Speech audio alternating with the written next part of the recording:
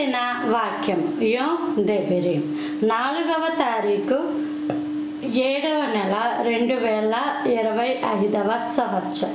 మన దేవుడిస్తుడు చక్కటి మాట. ఆదికాండము 16వ అధ్యాయము 7వ వచనం.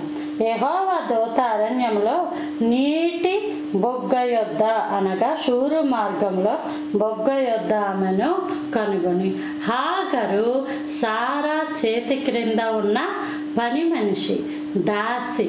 అయితే హాగరుకి గర్భఫలము అబ్రాము వలన కలిగినప్పుడు ఈ హాగరు దృష్టికి సారా అనగా యజమాని పనికి మాలినది అన్నట్టు ఈమె తలంచినప్పుడు ఈ సారా ఈ హాగరుని శ్రమ పెట్టినప్పుడు హాగరు అబ్రాము గుడారములోంచి తన ఇంటి నుంచి పారిపోయి అరణ్య మార్గమున ప్రవేశించింది.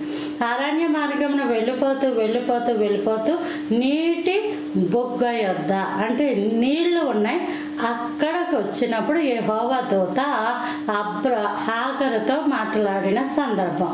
ఈరోజు నీవు కూడా ఎక్కడ నుంచి పారిపోయి వచ్చేవో ఈరోజు నీ పరిస్థితికి నీ యొక్క అహంకారమే, నువ్వు డంబముగా మాట్లాడిన మాటలే, నీకు సహాయము చేసిన వాళ్ళను సైతము తృణీకరించి వాళ్ళను సైతము తక్కువగా చేసిన మాటలే ఈరోజు నువ్వు పారిపోవడానికి ఈ పరిస్థితికి కారణం. అయితే దేవుడు నీకు నీ యొక్క అరణ్య జీవితంలో నీటి బొగ్గలాగా దేవుడు నీకు ఎదురు వచ్చాడు. నీకున్న సంఘం, నీకున్న దేవుని నమ్మిన బిడ్డలు, ప్రార్థించే వారి యొక్క సహవాసం, వారు చేస్తున్న ప్రార్థనలే నిన్ను దేవునికి సమీపముగా వెళ్ళేలాగా చేశాయి.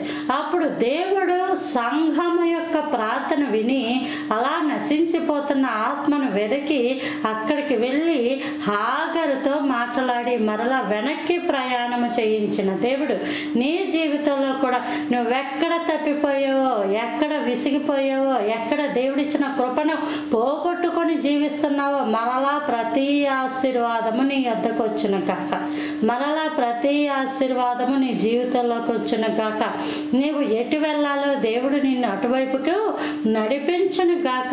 నీటి బొగ్గ అంటే దేవుడే. సమరయ స్త్రీ యాకోబు బావి దగ్గరికి వచ్చినప్పుడు దేవుడే వచ్చి మాట్లాడి జీవ జలముల ఓటగా తను పరిచయము చేసుకున్నారు. నేను ఇచ్చు నీళ్లు తాగితే ఇంకెప్పుడు దప్పిగొనం అని చెప్పిన దేవుడు ఈరోజు నీ యొక్క అరణ్య మార్గంలో దేవుడే నీటి బొగ్గగా ఉన్నాడు. Praise the lord.